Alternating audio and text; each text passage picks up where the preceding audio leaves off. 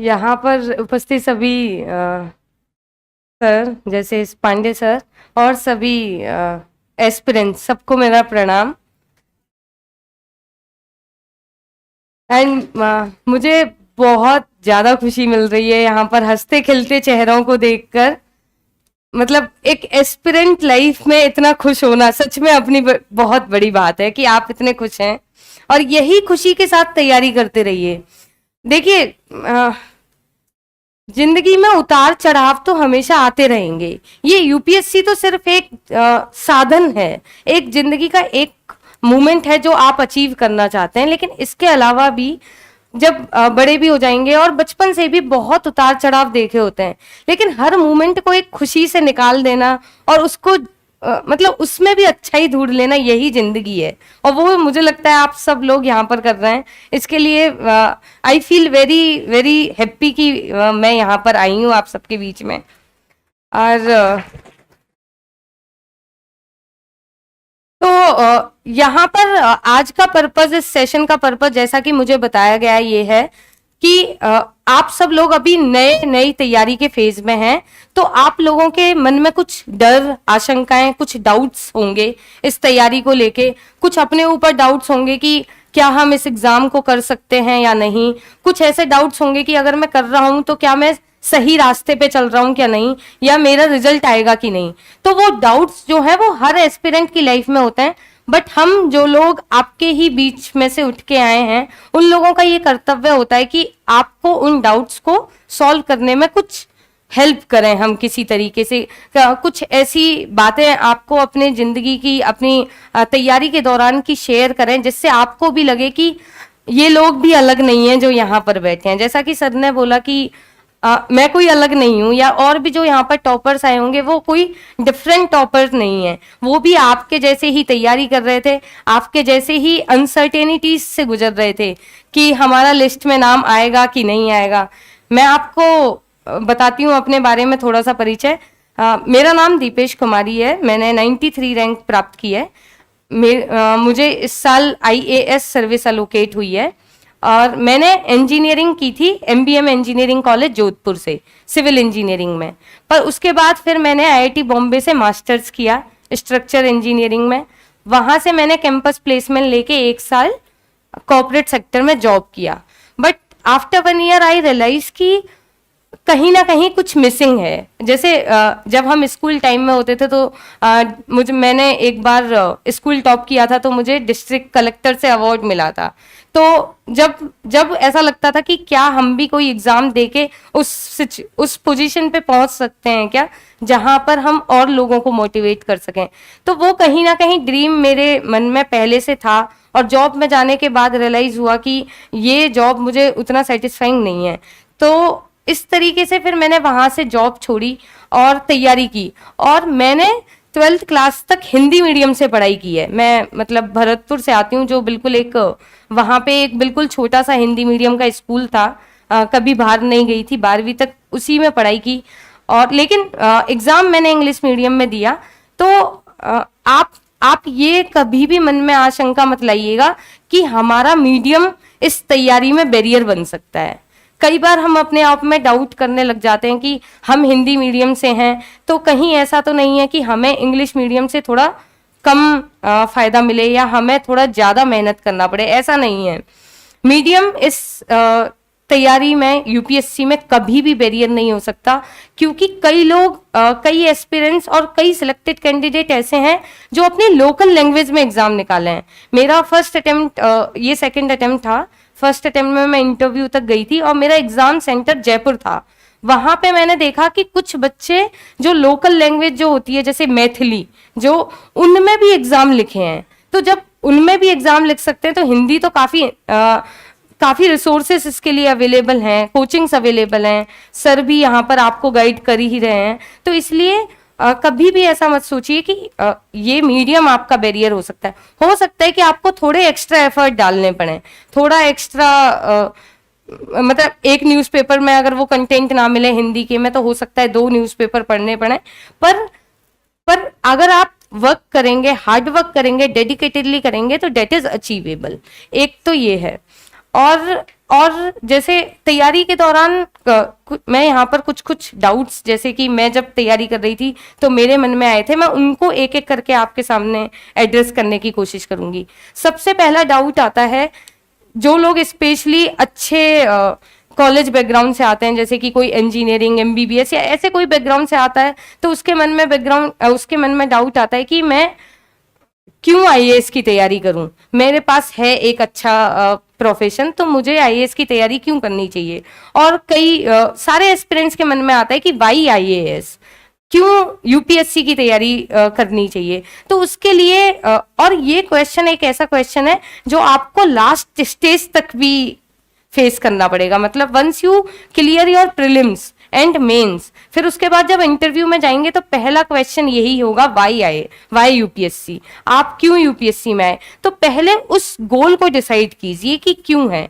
कुछ भी motivational factor हो सकता है, जैसे कि मेरा फैक्टर ये था कि मैं एक फाइनेंशियली बहुत ही अच्छे बैकग्राउंड से नहीं आती हूँ, और मेरे मतलब परिवार में, आसपास समाज में बहुत ऐसे काम होते थे जो सरकार के थ्रू कंप्लीट होते हैं, जैसे कि I used to go on PDS shop, मतलब सरकारी दफ्तर वगैरह में जाना आना रहता था। तो वहां से रियलाइज होता था कि अगर हम यूपीएससी की तैयारी करके कुछ ऐसी पोजीशन पे पहुंच सकें जहां हम कुछ वेलफेयर के लिए डिसीजन ले सकें, तो क्यों एज ए सीरियस एस्पिरेंट नहीं करना चाहिए। तो किसी का मोटिवेशन ये हो सकता है, किसी का मोटिवेशन हो सकता है कि उसको एक रिस्पेक्टेबल, स्टेबल, एक वेल पेड जॉब चाहिए।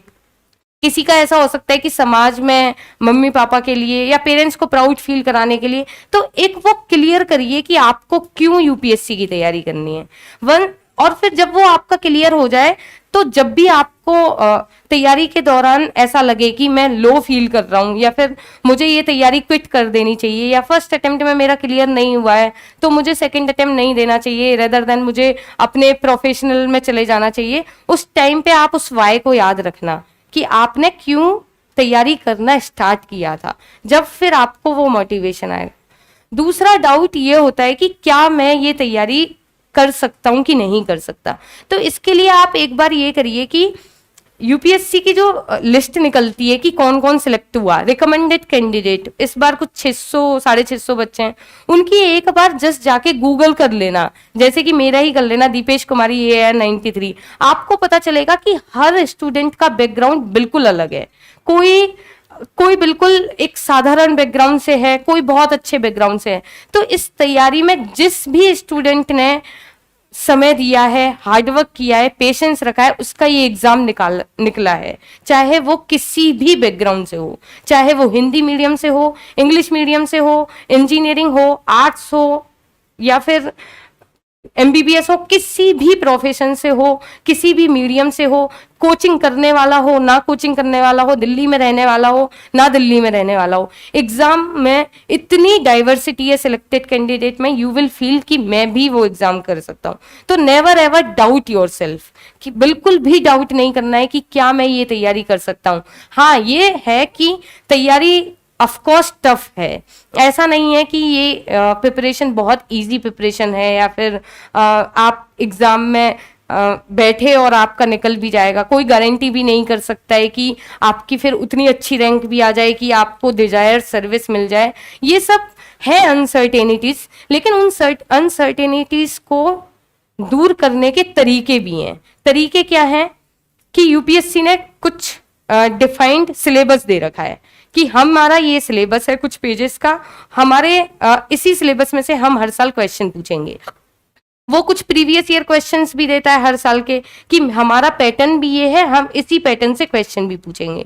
तो आप बस अपनी तैयारी को इस तरीके से स्ट्रीमलाइन कीजिए कि आपका सिलेबस कंप्लीट हो। दूसरा, प्रीवियस ईयर क्वेश्चंस को करने का तरीका आना चाहिए कि आप उनको सॉल्व कर पा रहे हैं घर में बैठ के आराम से, कंफर्टेबली। ये करेंगे तो कोई भी बच्चा किसी भी बैकग्राउंड को इस तैयारी को कर सकता है और सिलेक्ट हो सकता है। और तीसरा डाउट आता है कि हम ऑप्शनल कौन सा चूज करें। जब हम यहाँ पर आते हैं या फिर कहीं पर यूपीएससी की तैयारी में यूट्यूब पे भी सर्च करते हैं, तो हमें बहुत सारी ऐसी खबरें मिलती हैं कि इस साल ये ऑप्शनल बहुत अच्छा किया, या फिर कुछ सालों से ये ऑप्शनल बहुत अच्छा कर रहा है और इस ऑप्शनल से लोग सिलेक्ट ही नहीं हो रहे हैं, तो हम भी वही सिलेक्ट कर लेते हैं। कई बार इसकी वजह से क्या होता है कि भले ही मैंने कभी मतलब ये इस ऑप्शनल के बारे में मुझे कुछ भी नहीं पता, लेट अस से एक्स ऑप्शनल है और मुझे उस ऑप्शनल के बारे में कुछ नहीं पता, लेकिन मैंने क्योंकि सुना है 2-3 यूट्यूब वीडियोस में कि ये ऑप्शनल कुछ सालों से अच्छा कर रहा है, तो मैंने वही ऑप्शनल चूज कर लिया। एंड पता चला मैं पहले अटेम्प्ट में उसी ऑप्शनल की वजह से रह गई, दूसरे अटेम्प्ट में मुझे वो समझ ही नहीं आ रहा है, फिर वो 2-3 साल बाद रियलाइज हो रहा है कि ये ऑप्शनल मेरे लिए वर्क नहीं कर रहा है, अब मैं दूसरा ऑप्शनल चूज कर लेती हूँ। तो ये सब गलती ना करें, इसकी जगह आप क्या करें, मेरी खुद की छोटी सिस्टर भी प्रिपेयर कर रही हैं, तो मैंने उनको भी यही बताया कि व्हाट टू डू, कि आप क्या करें, पहले तो ऑप्शनल की लिस्ट निकालें। मैंने भी यही किया था कि ऑप्शनल की लिस्ट निकालें, उसमें से कुछ 3 या 4 ऑप्शनल देख लें कि आपके बैकग्राउंड से मैच करते हो। जैसे कि आप इंजीनियरिंग के हैं तो इंजीनियरिंग वाले, और कुछ आर्ट्स वाले, जैसे आप एमबीबीएस के हैं तो उसके, आप आर्ट्स के हैं तो आर्ट्स वाले, तो अपने बैकग्राउंड के हिसाब से कुछ 3-4 ऑप्शनल को निकाल लीजिए। अब उनके क्या करिए, उनके सिलेबस को अच्छे से 2-3 बार रीड करिए, एक एक अंडरलाइन करके। ऐसा नहीं है कि सिर्फ आई वॉश करना है, साथ में उसके प्रीवियस ईयर क्वेश्चन, एटलीस्ट 4 या 5 साल के प्रीवियस ईयर क्वेश्चंस, और उनको पढ़ना है और लिखने की कोशिश करना है based on your understanding. And ये एक्सरसाइज आप कुछ 10-15 दिन करिए, क्योंकि तैयारी से पहले आपको ऑप्शनल बहुत मतलब आपको बहुत सर्टेनिटीज होनी चाहिए कि मैं यही ऑप्शनल लूंगा, क्योंकि आप 1-2 अटेम्प्ट देने के बाद ऑप्शनल चेंज करें, वो काफी ज्यादा हेक्टिक हो जाता है। कई बार बहुत लोग करते हैं ऐसा और सिलेक्ट भी होते हैं, लेकिन करना ही क्यों है। कई लोग, जैसे कि हमारे महापुरुष बोलते हैं कि सीखना ही है तो दूसरों की गलतियों से सीखो, तो वही है। तो आप उन 3-4 ऑप्शनल के प्रीवियस ईयर क्वेश्चंस को अच्छे से एनालाइज करिए, लिख के देखिए, and then finalise your optional. ये बिल्कुल भी मत जाइए कि ये ऑप्शनल बहुत अच्छा कर रहा है, ये ऑप्शनल बहुत बेकार कर रहा है, बल्कि अपना कंपिटेंस, अपना इंटरेस्ट चेक करिए। जैसे कि मेरा ऑप्शनल मैथमेटिक्स ऑप्शनल है, क्योंकि मैंने देखा कि मैं क्योंकि इंजीनियरिंग बैकग्राउंड से आती हूँ, तो मेरे को लगा कि मैं एक इंजीनियरिंग का ऑप्शनल रखूंगी ताकि मुझे जीएस के साथ थोड़ा नयापन, डाइवर्सिफाइड सा लगता रहे। तो मैंने सिविल इंजीनियरिंग को चूज किया, साथ में मैथमेटिक्स को। बट जब मैंने क्वेश्चन लगाए तो मुझे लगा कि मैथमेटिक्स को मैं कंफर्टेबली कर सकती हूँ, तो मैंने इस पे 10-15 दिन इनिशियली टाइम दिया। तो इसी तरीके से आप भी ऑप्शनल में अपने लेवल पे टाइम दीजिए। आप अपने जो एजुकेटर हैं, आपके जो मेंटर हैं, उनसे भी गाइडेंस ले सकते हैं कि सर इस चीज के प्रॉपर रिसोर्सेस अवेलेबल हैं कि नहीं, प्रॉपर गाइडेंस इसमें अवेलेबल है कि नहीं, और जब अवेलेबल है तो अपने कंपिटेंस के हिसाब से आप करते जाइए। और ये हो गया आपका एक और डाउट। नया एक और डाउट आता है कि आपको अब तैयारी शुरुआत कहाँ से करें। कोई इसमें मतलब मुझे पता नहीं है कि किस तरीके के बच्चे बैठे हुए हैं। इस साल 2023 में अटेम्प्ट देने वाले स्टूडेंट्स अगर हैंड रेज करें। ओके, तो आपको इनिशियली पता है कि कैसे तैयारी करनी है, क्योंकि आपको थोड़ा टाइम हो गया है, लेकिन फिर भी एक है कि कैसे बेस बनाए तैयारी का। तो उसके लिए क्या होता है कि हम क्योंकि डाइवर्स बैकग्राउंड से आते हैं और हमारा जो जीएस का टच होता है वो काफी टाइम से लूज कर चुके होते हैं। ग्रेजुएशन भले ही हमारी जीएस के सब्जेक्ट्स में हो सकती है, लेकिन कई बार हम कॉलेज को उतना सीरियसली नहीं लेते हैं। मैंने तो उतना नहीं लिया था, तो उस वजह से ऐसा हो जाता है कि हमें बिल्कुल स्क्रैच से स्टार्ट करना होता है। तो स्क्रैच क्या है? स्क्रैच है अपनी एनसीईआरटीज, 12th तक की एनसीईआरटीज। तो आप अपनी एनसीईआरटीज को पहले पढ़िए। एनसीईआरटीज को ऐसा नहीं है कि आपको एनसीईआरटी उठाई और रीडिंग करना स्टार्ट कर दिया, नहीं, ऐसा नहीं करना है। पहले आप सिलेबस को लीजिए, सिलेबस में देखिए कि क्या क्या पूछा गया है। जैसे कि आप सबने सिलेबस पढ़ा है क्या एक बार? जीएस 1, 2, 3, 4, उसको बहुत अच्छे से रट लेना है। सिलेबस को न इसलिए ही नहीं रट लेना है कि ताकि अच्छा, कई बार पता है इसका बहुत फायदा होता है रटने का। क्या फायदा होता है मैं बताती हूँ। कई बार जैसे GS4 है, अब GS4 में कोई क्वेश्चन ऐसा आ गया कि मैंने वो क्वेश्चन कभी सुना ही नहीं, लेकिन मुझे बस थोड़ा थोड़ा आइडिया है कि ये ना कुछ अच्छी वैल्यूज के बारे में बात कर रहा है, और मेरे पास अगर 2 मिनट 3 मिनट बचे हैं तो मैं उस क्वेश्चन को कैसे अटेम्प्ट करूं। मुझे पता है इसमें मुझे 10 में से 5 या 6 मार्क्स तो नहीं मिलेंगे। ऑफकोर्स मुझे इसमें से 10 में से 2 मिल जाए, 3 मिल जाए तो भी बड़ी बात है। उतने ही मार्क्स मुझे चाहिए, क्योंकि 2-3 मार्क्स में भी यूपीएससी में रैंक बहुत वेरी करती है। आप सबको पता होगा कि मेरे जो मार्क्स हैं सेम मार्क्स पे 91, 92, 93, 94 रैंक है, सेम मार्क्स पे, एग्जैक्ट मार्क्स पे। तो इस तरीके से एक एक मार्क बहुत इंपॉर्टेंट है। तो वो 2 मार्क कैसे फेच करोगे? उसमें कुछ नहीं तो आप सिलेबस में जो वैल्यूज मेंशन्ड है ना, पब्लिक सर्विसेज वैल्यूज, जैसे इंटीग्रिटी, ऑनेस्टी, उन्हीं को मेंशन करके डिफाइंड कर दो। ऐसा मतलब इस तरीके से सिलेबस को पढ़ना बहुत जरूरी है। तो स्टार्ट कैसे करना है प्रिपरेशन को? सबसे पहले एनसीईआरटी लीजिए। एनसीईआरटीज में जो जो इंपॉर्टेंट है वो आपको किसी भी टॉपर्स का, या फिर अगर आप कोचिंग की हेल्प ले रहे हैं तो वहां से आपके टीचर्स से पता चल ही जाएगा। और उस एनसीईआरटी को सिलेबस के साथ मैच कर करके पढ़ने की कोशिश करिए। और साथ में क्या करिए, topic wise previous year questions की बुकलेट खरीद लीजिए, या फिर ऑनलाइन अगर आप चाहें तो यूपीएससी की वेबसाइट से, और उससे कनेक्ट करके देखिए कि क्या मैं इस नॉलेज के आधार पर उस प्रीवियस ईयर क्वेश्चन में कुछ 4-5 पॉइंट लिख पा रहा हूँ कि नहीं। ऐसे ब्रेनस्टॉर्मिंग करके आप अपनी तैयारी स्टार्ट कर सकते हैं। ये है ओवरऑल की कैसे क्या करें।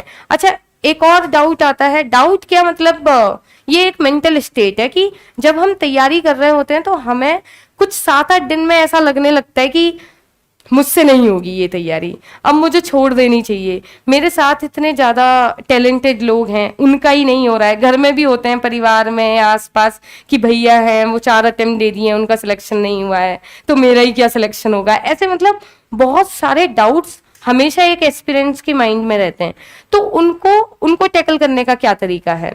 उनको टैकल करने का तरीका है, पहला तो ये कि ये बहुत नॉर्मल है, इसको कोई अबनॉर्मलिटी मत समझिए। ये मत समझिए कि ये डाउट्स सिर्फ मेरे ही मन में आ रहे हैं, ये हर स्टूडेंट के मन में आते हैं। मैं आपको बताती हूँ कि मैं जब सेकंड अटेम्प्ट का शायद 29 मई को हमारा रिजल्ट आया था, 28 मई को रात को 11 बजे मैं मम्मी को फोन की कि मम्मी रिजल्ट आने वाला है कल। तो मम्मी बोली देख लेंगे जो होगा। तो मैं पहले तो बहुत रोई कि पता नहीं लग रहा है कि होगा कि नहीं होगा। फिर मैंने एक अपने फ्रेंड को कॉल किया कि मेरा नहीं हुआ कल सिलेक्शन, तो मैं पीएचडी कर लूंगी। तो this was the level of uncertainty, you know. Uncertainty तो ये हर किसी के मन में है, ऐसा नहीं है कि आपके मन में है कि आपको डाउट्स आ रहे हैं, ये हर किसी के मन में है। और इसी अनसर्टेनिटी की वजह से हमें ये तैयारी याद भी रहती है। मेमोरेबल जो फेज है वो यही मेमोरी रहती है कि हमने कैसे उस टफ टाइम को भी पास कर लिया। तो सबसे पहला कि अगर आपके माइंड में थोड़ी बहुत टेंशन आ रही है तो आप उसको नॉर्मल समझें, पहली बात। तो दूसरी बात, उसको हटाने के लिए क्या करें कि आप थोड़ा माइंड को डाइवर्ट करने की कोशिश करें। डाइवर्ट ऐसा नहीं कि पढ़ाई से डाइवर्ट कर दें, पढ़ाई से डाइवर्ट नहीं करना है, पढ़ाई में डाइवर्ट करना है। कैसे? जैसे कि अगर मैं सुबह से कोई एक सब्जेक्ट पढ़ रही हूँ तो मैं अब कोई दूसरी इंटरेस्टिंग सब्जेक्ट पढ़ लूँ। अगर मैं वो नहीं पढ़ रही हूँ तो कोई मॉक टेस्ट लगा लूँ या ऑब्जेक्टिव पेपर सॉल्व कर लूँ, जिससे कि मुझे थोड़ा चेंज आ जाए। और घर वालों से कॉन्स्टेंटली टच में रहें, मम्मी पापा से, बड़े भाई बहन से, छोटे भाई बहनों से, क्योंकि वो आपकी मेंटल स्टेट को समझते हैं और वही आपको वो मतलब कॉन्फिडेंस दिलाते हैं कि बेटा नहीं भी हुआ तो हम तेरे साथ हैं, तुझे क्यों टेंशन लेना है, इतना नहीं भी हुआ तो कुछ तो कर ही लेंगे। वो जो सपोर्ट आएगा वो आपके पेरेंट्स से ही आएगा। तो उनको कॉन्स्टेंटली टच में रहिए। ये मतलब ओवरऑल है। मुझे कुछ डाउट्स भेजे गए, मैं उनको एक बार देख लेती हूँ कि क्या है। कोई बोल रहा है कि आत्मविश्वास का स्तर निम्न होता जा रहा है जैसे जैसे 2023 का पेपर नजदीक आ रहा है। इसका पता है, एक फनी बात बताती हूँ। जब हम इंजीनियरिंग के एग्जाम देते थे ना, किसी दिन हमको डर नहीं लगता था तो हमें ये डर लगता था कि आज डर क्यों नहीं लग रहा है। ये सच में ऐसा होता था। और जिस दिन डर लगता था उस दिन सच में तैयारी हुई होती थी और अगले दिन पेपर भी बहुत अच्छा जाता था। तो डर लगना और डाउट आना ये इतना नेचुरल है कि हर किसी की लाइफ में आता है। क्यों? एक बात बताइए, कभी कभी ये चीज आप सबने भी फेस की होगी कि किसी भी एग्जाम में ना थोड़ी कम प्रिपरेशन करके जाओ तो आपको क्या लगेगा उसमें, यार पेपर तो बहुत इजी आया था, मैंने ही कम तैयारी की थी। लगेगा पेपर तो सच में बहुत इजी था, थोड़ा पढ़ लेता तो हो जाता है। या फिर इस बार का पेपर तो बहुत ही इजी था और पक्का उसमें आपका नहीं होने वाला है। ये पक्की बात है, उसमें नहीं होगा। लेकिन जब आप तैयारी करके जाते हो पूरी अच्छे से, तब आपको लगेगा कि पेपर सच में लेवल का था और इसने रियल में मेरा टेस्ट लिया है। तो आपको डर तभी लगता है जब आप उस एग्जाम के लिए सच में तैयारी कर रहे हो। तो इसको बहुत नॉर्मली लीजिए, इसको बिल्कुल भी अपने ऊपर हावी मत होने दीजिए, अपनी कमजोरी मत बनाइए, अपने आप को प्यार करिए, अपने मन में अपने आप को समझाइए कि बहुत नॉर्मल है, ठीक है डाउट आ रहे हैं क्योंकि मैं पढ़ रहा हूँ इसलिए डाउट आ रहे हैं, नहीं पढ़ूंगा तो मुझे डाउट नहीं आएगा। जो बिल्कुल तैयारी नहीं करता उसको बिल्कुल डाउट नहीं आते, सही में नहीं आते, जो पढ़ता है उसी को डाउट आते हैं और नॉर्मल है। और आत्मविश्वास नीचे आ रहा है तो उसका कई सारे रीजन हो सकते हैं। एक रीजन हो सकता है कि आप मॉक टेस्ट लगा रहे हैं और उनमें आपके मार्क्स उतने अच्छे नहीं आ रहे हैं, ये एक रीजन अगर है तो इसके लिए आप क्या कर सकते हैं कि दो तीन जगह के मॉक टेस्ट लगाइए, बाजार में मिल जाते हैं, तो एक ही पे रिलाई मत करिए। कई बार क्या होता है कि एक ही पैटर्न पे करते हैं तो वो हम कैच नहीं कर पाते हैं, तो दो तीन को मिक्स करके मॉक टेस्ट लगाइए। साथ में आप प्रीवियस ईयर क्वेश्चंस को ज्यादा लगाइए, कुछ 10-12 साल के प्रीवियस ईयर क्वेश्चन को बार बार लगाइए, तो उनसे आपका कॉन्फिडेंस लेवल बूस्ट होगा क्योंकि उसमें मार्क्स आ जाते हैं प्रीवियस ईयर क्वेश्चंस में। और अगर आपका आत्मविश्वास लो हो रहा है तो इसका सबसे बेटर तरीका है कि आप अपने पेरेंट्स से और अपने टीचर्स से बात करते रहिए कि सर मतलब उनको बच्चों की तरह क्वेश्चन करिए कि नहीं होगा तो मैं क्या करूंगा। वो यही बोलेंगे कि कुछ जिंदगी बदलने वाली नहीं है, नहीं भी होगा तो भी बहुत कुछ कर सकते हैं, और हो भी जाएगा तो भी आपको देश की सेवा ही करनी है। ठीक है, एक मतलब ऐसा नहीं है कि यूपीएससी ही सब कुछ है, ये सबको पता है, तो इसको ही दिमाग में रखना है। अगला डाउट है,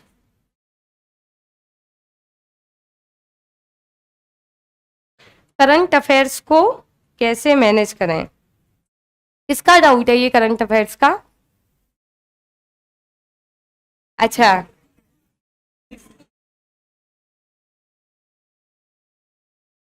यार एक तो जिसका डाउट है वो हाथ उठाना सीख ले, इतना कॉन्फिडेंस तो इस लेवल पे होना चाहिए कि अपने आप को कह सकें कि हाँ मुझे डाउट है, ये जरूरी है।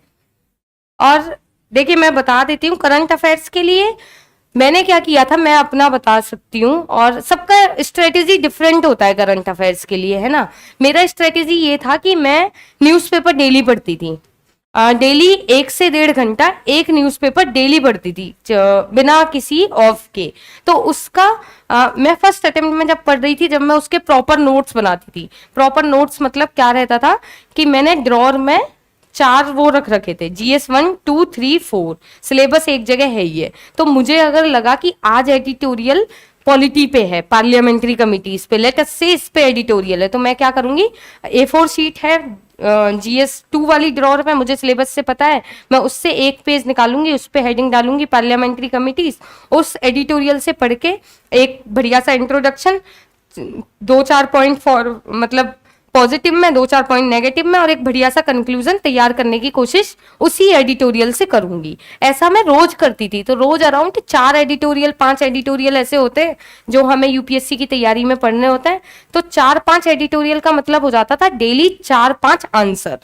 तो उससे मेरे आंसर राइटिंग की प्रैक्टिस भी हो जाती थी और नोट्स भी बन जाते थे। हालांकि हुआ ये कि लास्ट में प्रीलिम्स आते आते तक मैं उन नोट्स को रिवाइज ही नहीं कर पाई, ये मेरी कॉपी पाइल अप हो गई थी 5-6, और फ्रेंकली मैं उनको नहीं रिवाइज कर पाई थी। But I don't have any regret, क्योंकि मुझे वो डेली लिखने से इतनी हैबिट हो गई थी कि मुझे अलग से आंसर राइटिंग की कोई प्रैक्टिस ही नहीं करनी पड़ी। मेरा ऑप्शनल तो मैथमेटिक्स है, तो उसका जीएस के साथ कोई ओवरलैप तो है नहीं, तो मुझे बड़ा चैलेंज सा फील होता था कैसे दोनों को मैनेज करूं। लेकिन फिर भी मुझे चैलेंज इतना प्रॉब्लम नहीं आई, क्योंकि मैं कहीं ना कहीं डेली वो न्यूज़पेपर से आंसर राइटिंग इनडायरेक्टली कर ले रही थी। तो इस तरीके से आप कर सकते हैं। साथ में लास्ट में जब प्रीलिम्स होता है और मेंस होता है, तो प्रीलिम्स में हमें क्या है, एक कॉम्पैक्ट सोर्स चाहिए होता है करंट अफेयर्स के लिए। तो उसके लिए आप कोई भी मैगजीन फॉलो कर सकते हैं। अगर सर की मैगजीन आती है तो वो भी, तो मैंने वो मैगजीन आती है जो कंपाइल, वो फॉलो की थी लास्ट में प्रीलिम्स के लिए और मेंस के लिए, जब लास्ट 1 महीना रह जाता है उसको मल्टीपल रिवाइज किया था। बाकी डेली न्यूज़पेपर पढ़ती थी मैं। नोट्स कैसे बनाए वो मैंने आपको बता दिया है कि जीएस 1, 2, 3, 4 के टॉपिक वाइज आप नोट्स बनाइए और एडिटोरियल से नोट्स बनाइए। वो किस तरीके से बनाना है आपको, कुछ पॉइंट्स फॉरवर्ड में, कुछ बैकवर्ड में, एंड फिर एक कंक्लूजन। तो आंसर राइटिंग के टाइप में आपको नोट्स बना लेना है। और क्या डाउट है?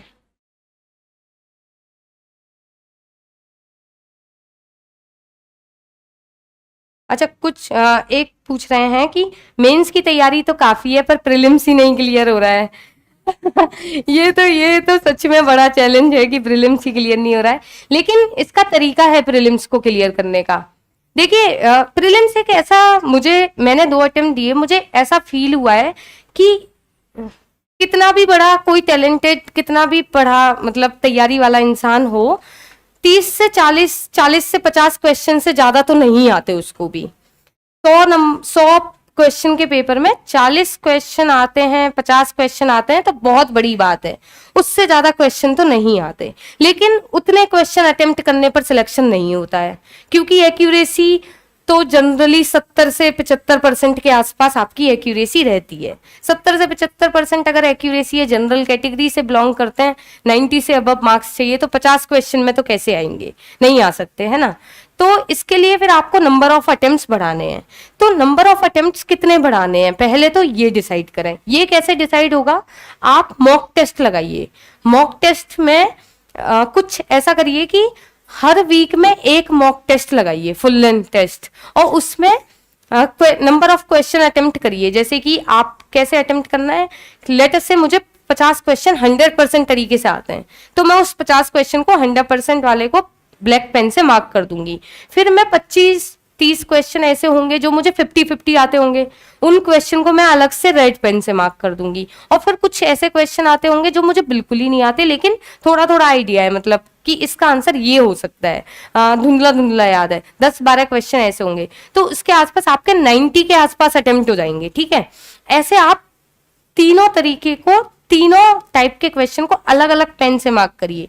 जब आपका टाइम ओवर हो जाए और जब आप आंसर की मिलाने लगे, तो तीनों के मार्क्स भी अलग अलग मिलाएं, कि अगर आपने मान लो श्योर शॉर्ट 50 क्वेश्चन किए होते तो कितने मार्क्स आ रहे होते, अगर आपने 50 प्लस वो 25 50-50 वाले भी किए होते तो कितने बढ़ रहे हैं या कम हो रहे हैं। फिर आप देखिए कि अगर आपने वो 10 और जो कर रहे थे, जो आपको बिल्कुल नहीं आ रहे थे, उनको भी करके आपके मार्क्स बढ़ रहे हैं कि कम हो रहे हैं, तो आपको एक फेयर आइडिया लग जाएगा 4-5 बार करने के बाद, या कभी 10 बार भी, कि आपके ऑप्टिमम मार्क्स मतलब 90 to 100 के रेंज में मार्क्स कितने अटेम्प्ट पे आ रहे हैं। वो अटेम्प्ट एक बार आप फिक्स कर लीजिए और उन्हीं अटेम्प्ट्स को हर पेपर में करने की कोशिश करिए। एक तो ये तरीका है। कई बार प्रीलिम्स इसलिए ही नहीं निकलता है बच्चों का, क्योंकि वो पेपर में जाके घबरा जाते हैं कि नए नए क्वेश्चन हैं, ये मुझे आ नहीं रहे हैं, और फिर नंबर ऑफ अटेम्प्ट्स उनके काफी कम हो जाते हैं। तो वो ना करिए, ठीक है। उसकी जगह आप अपने नंबर ऑफ अटेम्प्ट्स पहले ही क्लियर करके जाइए कि कितने अटेम्प्ट करूंगा मैं पेपर में, कि मुझे 80 85 90 क्वेश्चन करने, और उन्हीं को पेपर में जाके करिए। दूसरा क्या है कि आप मॉक टेस्ट को प्रॉपर एनालाइज करिए। ऐसा नहीं है कि पेपर लगा लिया और लगा के छोड़ दिया, ठीक है मेरे आ गए मार्क्स, अब मैं उठाऊंगा, नहीं, आप हर क्वेश्चन को एनालाइज करिए कि कहाँ गलती हुई, किस तरीके के क्वेश्चंस में आपसे गलती हो रही है, स्टैटिक पार्ट में हो रही है, करंट अफेयर्स में हो रही है, सिली मिस्टेक हो रही है, या सच में नॉलेज की कमी है। उन सबको नोट डाउन करके उन एरियाज पे काम करने की कोशिश करें। और लास्ट में जब आप पेपर देने जाएं, उस दिन बहुत पॉजिटिव माइंडसेट से जाएं। मतलब माइंडसेट बहुत इंपॉर्टेंट होता है उस दिन का, कि आप कुछ भी चीज नेगेटिव ना सोचें। हमेशा यही सोचें कि मेरा एग्जाम है, मेरा एग्जाम जरूर क्लियर होगा, क्योंकि मैं मॉक टेस्ट में देता आया हूँ, मेरे मार्क्स अच्छे आ रहे हैं, तो मेरा यहाँ पर भी क्लियर होगा। और इसकी क्वेश्चन अनसर्टेन टाइप के आएंगे, वो उसका तैयारी आप पहले से ही करके चलिए, कि क्वेश्चन तो ऐसे आएंगे ऊट पटांग से जिनका मुझे हवा नहीं लगने वाली है, फिर भी मैं आंसर करूंगा। मुझे सोच सोच के सारी नॉलेज एकत्रित करके उनको आंसर करना है। इस तरीके से आप माइंडसेट से जाएंगे तो आपको थोड़ा फायदा मिलेगा शायद। सीसेट की क्या स्ट्रेटेजी? सीसेट आजकल थोड़ा टफ होता जा रहा है। मतलब सीसेट पहले इग्नोर कर देते थे कि ठीक है सीसेट तो क्वालिफाइंग है, 33% मार्क्स लाने हैं तो ऐसे ही क्लियर हो जाएगा, पर ऐसा अब हो नहीं रहा है। कई बच्चे हैं जो काफी अच्छे अच्छे बैकग्राउंड से आके भी सीसेट में फेल हो रहे हैं, तो उसके लिए आपको तैयारी करना पड़ेगा। उसकी स्ट्रेटेजी के लिए मैंने क्या किया था मैं आपको बताती हूँ। मैंने एक तो पहले अपना लेवल चेक किया कि मैं कहाँ पर लाई करती हूँ सीसेट में, तो उसके लिए 3-4 साल के प्रीवियस ईयर क्वेश्चंस पेपर को उठाया था और उनको लगाया था बिना कुछ पढ़े। मतलब बिना कुछ पढ़े, ये कुछ 4-5 महीने पहले, प्रीलिम से पहले मैंने किया था, कुछ भी नहीं पढ़ा था सीसेट के लिए तब तक। तब मैंने देखा तो मुझे ऐसा था कि मैं अराउंड बाउंड्री पे रह रही थी, तो मुझे ऐसा आइडिया लग गया था कि मुझे, क्योंकि बाउंड्री बड़ी रिस्की हो जाती है, तो मुझे लगा कि थोड़ी और मेहनत करूंगी तो मैं इस एग्जाम को, सीसेट को कंफर्टेबली क्लियर कर सकती हूँ। तो फिर 4-5 के बाद लगाने के बाद मैंने कुछ कुछ टॉपिक्स आइडेंटिफाई कर लिए इंग्लिश में और मैथ में कि ये टॉपिक रिपीट हो रहे हैं। जैसे मैथ में कैलेंडर की प्रॉब्लम हो गई, डेट्स वाली जो प्रॉब्लम आती है, वो पानी में नाव चलती है इधर उधर, वो प्रॉब्लम आती है। मतलब हाँ, मैं तो ऐसे ही लेम में ही याद करती थी। तो वो ये प्रॉब्लम्स जैसे आइडेंटिफाई कर ली थी मैंने कि जनरली ये प्रॉब्लम्स रिपीट होती हैं, तो इन प्रॉब्लम्स को लिख के इनका मैंने या तो कोई किताब फॉलो कर लो, किताब नहीं तो यूट्यूब वगैरह से कहीं से भी, वहां से मैंने उन टॉपिक्स को प्रिपेयर किया था। उन पे कुछ 100 क्वेश्चन के हिसाब से लगा लिए थे। और ये मैं कैसे करती थी, हर वीक संडे को सीसेट का करती थी कि मतलब पूरे सैटरडे तक तो अपना जीएस और जो ऑप्शनल वगैरह है, संडे को क्योंकि ऑफ लेने का भी मन सा होता है और बोर भी हो जाते हैं, तो सीसेट कर लेती थी मैं उस टाइम पे।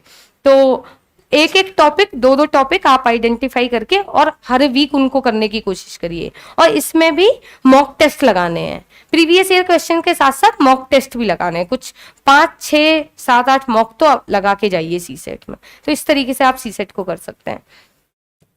और क्या डाउट है?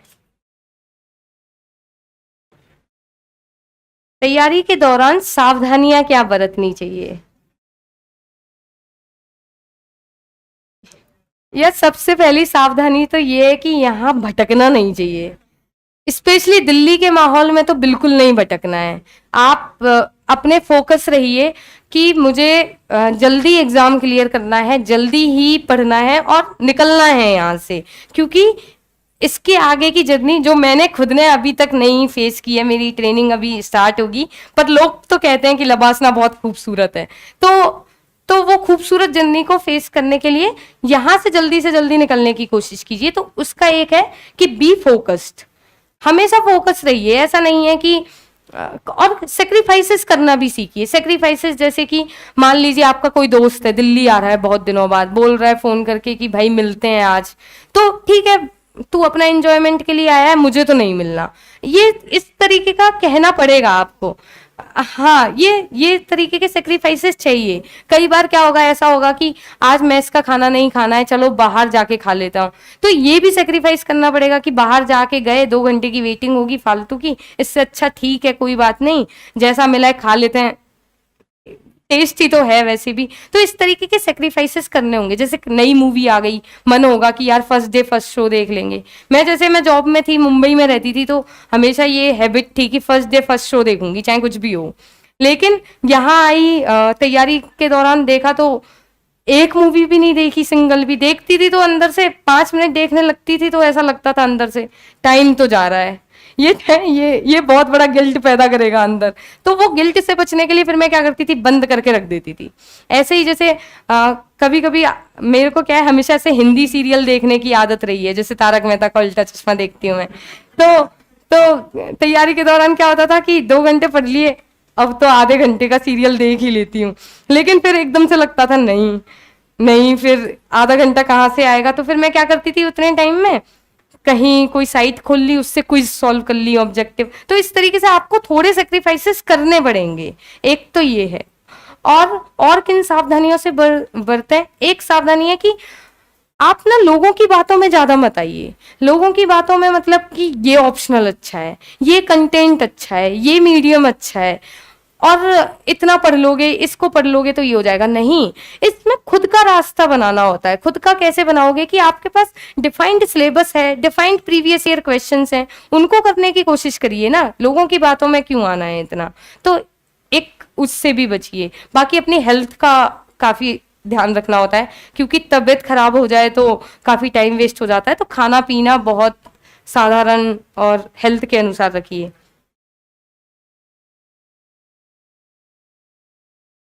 और क्या है क्वेश्चंस?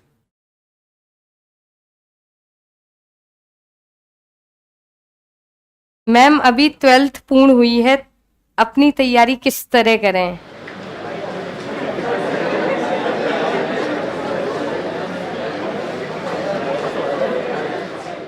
ये 12वीं क्लास के बाद तो अगर आप बीए भी करेंगे तो आपको मिनिमम 3 साल बाद ही एग्जाम में बैठने दिया जाएगा। तो अभी से इतना ज्यादा प्रेशर लेने की जरूरत नहीं है, बट इट्स बेटर कि आपने इतना जल्दी सोच लिया है और आप ऑलरेडी गोल के प्रति डिसाइडेड हैं। तो उसके लिए आप क्या करिए, वही कि बेसिक से स्टार्ट करना है, वही एनसीईआरटी करिए, जो आपको पढ़ाया जा रहा है उसको डेडिकेटेडली पढ़िए, और साथ में जो बेसिक्स बुक्स वगैरह है वही है। और कॉलेज पे थोड़ा ध्यान दे लेना है यार, कॉलेज भी काफी इंपॉर्टेंट लाइफ होती है, केवल तैयारी में ही पूरा नहीं बीत जाना है। अच्छा, कोई पूछ रहा है कि आईआईटी बैकग्राउंड होना जरूरी है क्या?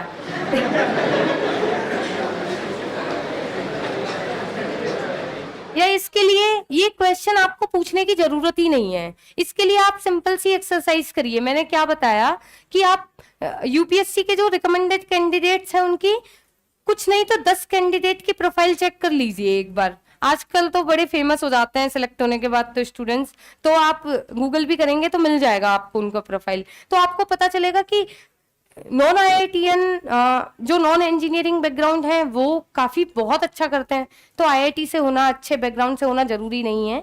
यहाँ पर कितना आप मेहनत करते हो, कितना ऑनेस्ट रहते हो, कितना डेडिकेटेड रहते हो, कितना डायरेक्टेड रहते हो, ये बहुत जरूरी है। यहाँ पर आप अपना 100% दीजिए, 100% तरीके से तैयारी कीजिए। आपका आज नहीं तो कल इस एग्जाम में क्लियर सक्सेस जरूर होगा। अच्छा, क्वेश्चन किसी ने पूछा है कि स्टडी मटेरियल का चुनाव कैसे करें। देखिए, स्टडी मटेरियल का चुनाव कैसे करना है, ये एक बहुत ही प्रोमिनेंट और इम्पोर्टेंट क्वेश्चन है। क्योंकि हम लोग क्या करते हैं कि हम बहुत सारा मटेरियल पढ़ने की कोशिश करते हैं और फिर उसको रिवाइज नहीं करते हैं, और जब पेपर में लिखने की बारी आती है या फिर प्रीलिम्स में एमसीक्यू सॉल्व करने की बारी आती है तो हम वहां पर या तो कंफ्यूज हो जाते हैं या फिर उतना हम लिख नहीं पाते हैं। तो फिर उतना पढ़ने का फायदा क्या जब हम लिख ही नहीं पा रहे हैं। देखिए, यहाँ पर किसी को पीएचडी तो नहीं करनी है, सबका मोटिव एक ही है, एग्जाम को क्लियर करना। अब वो एग्जाम, और सब यही चाहते हैं कि कम तैयारी में निकल जाए एग्जाम। तो वो कैसे निकलेगा कि आप कम सोर्सेस को फॉलो करें और उनको बार बार रिवाइज करें। तो इसके लिए क्या करें कि हर सब्जेक्ट के लिए जो सिलेबस में सब्जेक्ट हैं उनका एक एक तो अपनी एनसीईआरटी पकड़ लें। एनसीईआरटी के अलावा आप अपने क्लास नोट्स, अगर आप कोचिंग वगैरह कर रहे हैं तो क्लास नोट्स, और साथ में उसके साथ एक स्टैंडर्ड बुक। इसके अलावा आप चौथा पांचवा कोई सोर्स फॉलो ना करें। और अपने आप को, ये भी एक सेक्रीफाइस है, ये टेम्पटेशन होता है ना जब हम मार्केट में देखते हैं अच्छा नई बुकलेट निकली है तो वो मतलब वो बोल रही होती है कि मुझे खरीद ले, लेकिन वो मतलब वो टेम्पटेशन भी हमें सेक्रीफाइस करना है कि नहीं खरीदना है। मेरी कैपेसिटी सिर्फ इन 3 सोर्सेस को पढ़ने की है, मैं इतना ही पढ़ूंगा। अब एग्जाम निकले तो निकले, ना निकले तो देखेंगे। ये मन में आपको लाना ही पड़ेगा, तभी आप लिमिटेड सोर्सेस को मिनिमम 4-5 बार पढ़ पाएंगे और उसको एग्जाम में लिख पाएंगे।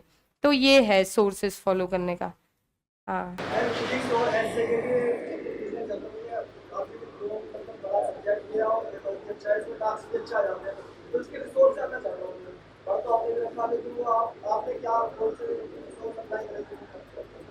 मैंने क्या किया था एथिक्स के लिए।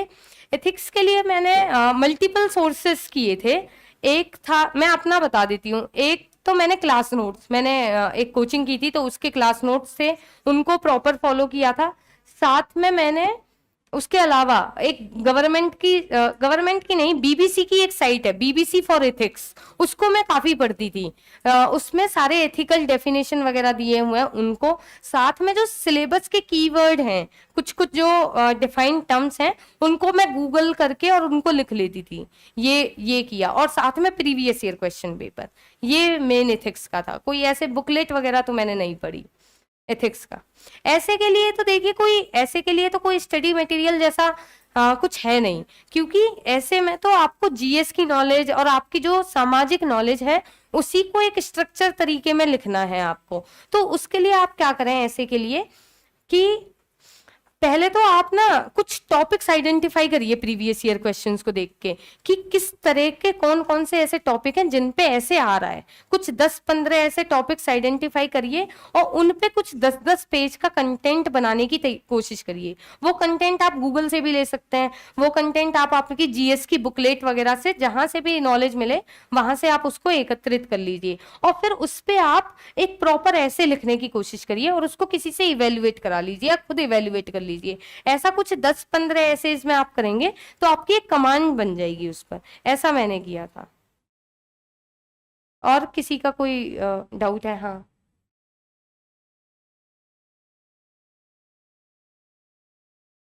टाइम पे किस तरह से टैकल करते क्वेश्चन, सारे क्वेश्चन करते हैं हम। ये पढ़ा तो है बट इसको किस तरह से स्ट्रक्चर किया जाए और कैसे, और लिमिटेड टाइम में कैसे कर, तो तुरंत क्या आपको सारे आते थे या किस तरह से आपने, क्या प्रॉब्लम आती है करते थे? या मेंस के दौरान मेंस में क्या है कि 20 क्वेश्चंस होते हैं, तो ऐसा तो कभी नहीं हो सकता कि 20 की 20 आ जाएं, मतलब अच्छे से आ जाए, ऐसा तो नहीं होता है।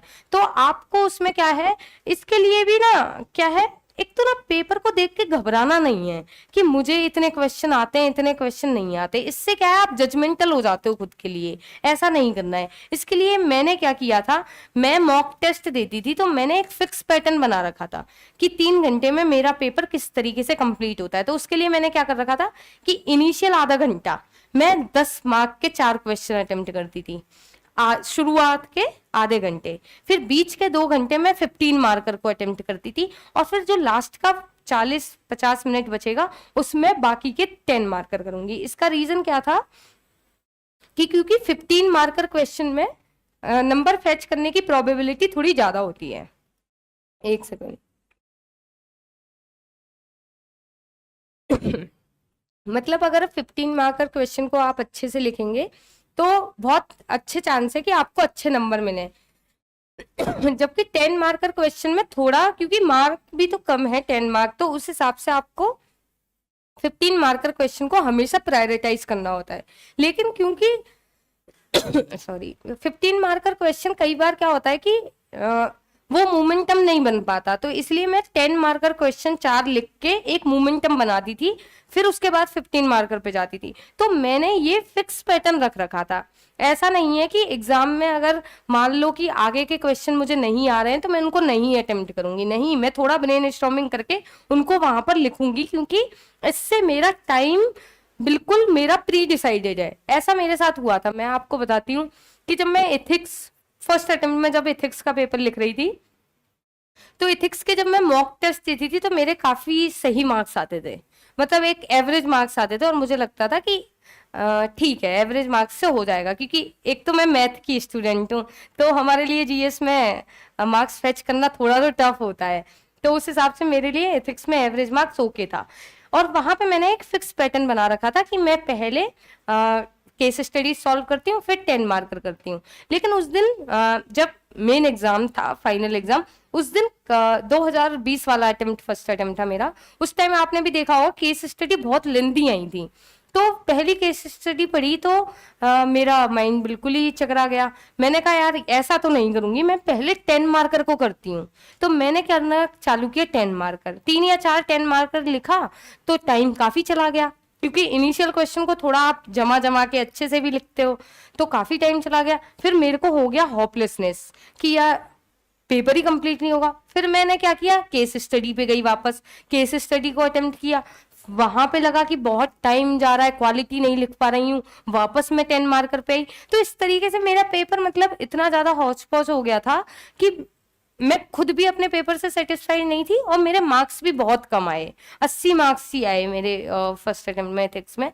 तो मैंने फिर उस चीज से रियलाइज किया, जबकि बाकी जीएस में ठीक थे, तो मुझे रियलाइज हुआ कि जो आपका मॉक टेस्ट में एक फिक्स पैटर्न है आप उसी को फॉलो करिए, रेदर देन कि मतलब एग्जाम की अनसर्टेनिटीज को अपने ऊपर हावी ना होने दीजिए, रेदर देन आप अपने पैटर्न पे स्ट्रिक्ट रहिए और उसी पैटर्न को एग्जाम में जाके फॉलो कीजिए।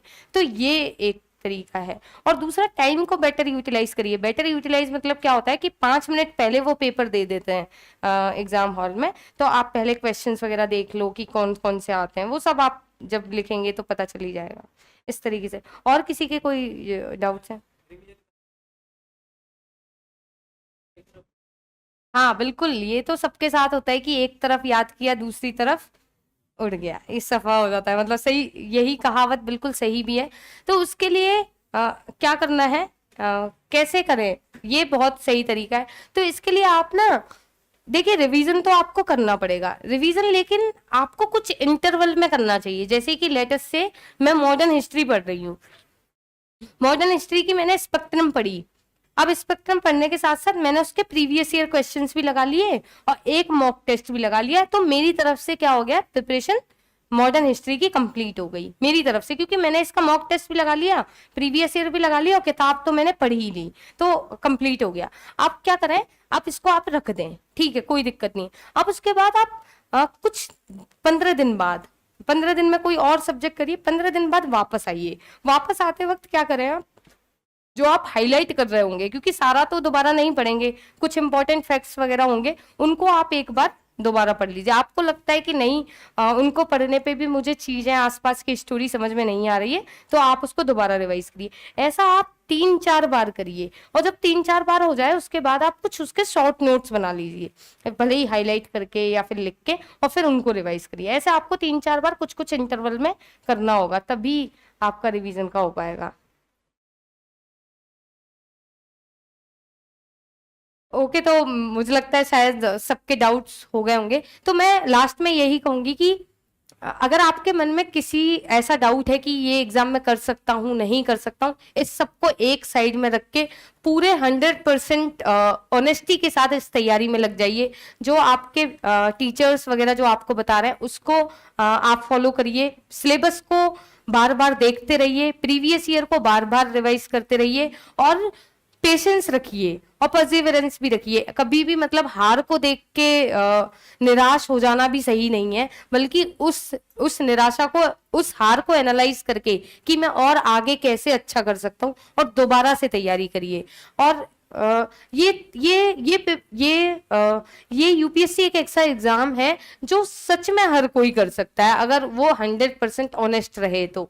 मैं भी आपके साइड ही थी कुछ दिन पहले, जब तक रिजल्ट नहीं आया था तब तक शायद मैं, अगर मेरी रैंक इस तरीके की ना आई होती कि मुझे आईएएस मिल रहा होता, तो दोबारा भी लिखना पड़ सकता था। तो इसमें कोई बड़ी बात नहीं है कि एग्जाम क्लियर करना कोई वो है, लेकिन बस लगे रहना है, लगे रहना है और पूरी उम्मीद के साथ पढ़ते रहना है। Thank you.